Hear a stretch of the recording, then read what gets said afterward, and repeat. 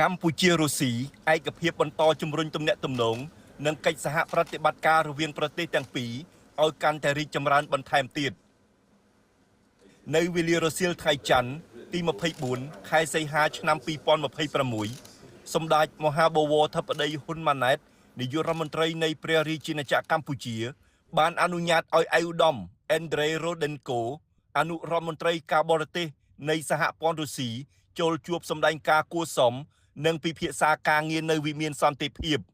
ក្នុងឱកាសនៃជំនួបនេះឯកឧត្តមអនុរដ្ឋមន្ត្រីការបរទេសបានសម្ដែងការវាយតម្លៃខ្ពស់ចំពោះទំនាក់ទំនងនិងកិច្ចសហប្រតិបត្តិការរវាងប្រទេសទាំងពីរដោយបានសង្កត់ធ្ងន់ថាកម្ពុជាគឺជាដៃគូសហប្រតិបត្តិការដ៏យូរអង្វែងនិងគួរឲ្យទុកចិត្តនៅក្នុងតំបន់អាស៊ីប៉ាស៊ីហ្វិកឯកឧត្តមក៏បានរំលឹកឡើងវិញអំពីទំនាក់ទំនងទ្វេភាគីរួមទាំងការរួមចំណែកគាំទ្រពីអតីតសហភាពសូវៀតនិងបច្ចុប្បន្នសហព័ន្ធរុស្ស៊ីក្នុងការស្ដារកសាងនិងអភិវឌ្ឍសង្គមសេដ្ឋកិច្ចកម្ពុជាឡើងវិញបន្ទាប់ពីប្រទេសកម្ពុជាត្រូវបានរំដោះជាមួយគ្នានេះឯកឧត្តមក៏បានកោតសរសើរចំពោះការអភិវឌ្ឍរីកចម្រើនដ៏ឆាប់រហ័សនៅកម្ពុជានិងបានបង្ហាញសុទិដ្ឋិនិយមថារាជរដ្ឋាភិបាលកម្ពុជានឹងអាចជំនះរាល់បញ្ហាប្រឈមដើម្បីលើកកម្ពស់ជីវភាពរស់នៅរបស់ប្រជាជនឲ្យកាន់តែប្រសើរឡើងថែមទៀតឯកឧត្តមជឿជាក់ថាទំនាក់ទំនងរុស្ស៊ីកម្ពុជានឹងបន្តរីកចម្រើនថែមទៀតដែលប្រទេសទាំងពីរត្រូវពង្រឹងកិច្ចសហប្រតិបត្តិការលើវិស័យសក្តានុពលជាច្រើនទៀតឲ្យកាន់តែស៊ីជម្រៅឯកឧត្តមអនុរដ្ឋមន្ត្រីក៏បានគូបញ្ជាក់ពីការបន្តផ្តល់អាហារូបករណ៍ដល់សិស្សនិស្សិតកម្ពុជាទៅសិក្សានៅសហព័ន្ធរុស្ស៊ីជាមួយគ្នានេះឯកឧត្តមក៏បានជម្រាបជូនសម្ដេចបវរធិបតីអំពីលទ្ធផលប្រកបដោយផ្លែផ្កា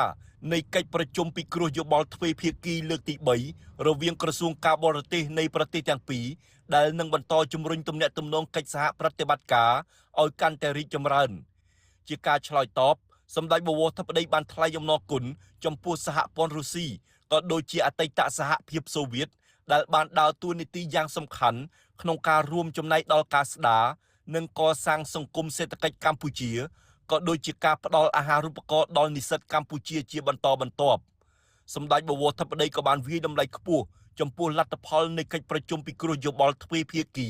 ដែលកម្ពុជាធ្វើជាម្ចាស់ផ្ទះនាពេលនេះនិងបានគូបញ្ជាក់ពីការបន្តជំរុញកិច្ចសហប្រតិបត្តិការ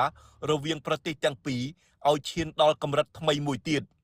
មុននឹងបញ្ចប់សម្ដេចបវរធិបតីនិងឯកឧត្តមអនុរដ្ឋមន្ត្រីក៏បានផ្លាស់ប្ដូរយោបល់គ្នាក្នុងការពង្រឹងនិងពង្រីកកិច្ចសហប្រតិបត្តិការលើវិស័យសំខាន់រួមមានពាណិជ្ជកម្មនិងវិនិយោគអប់រំធម្មពលការតភ្ជាប់រវាងប្រជាជននិងប្រជាជនទេសចរកសិកម្មសន្តិសុខនិងការពារជាតិ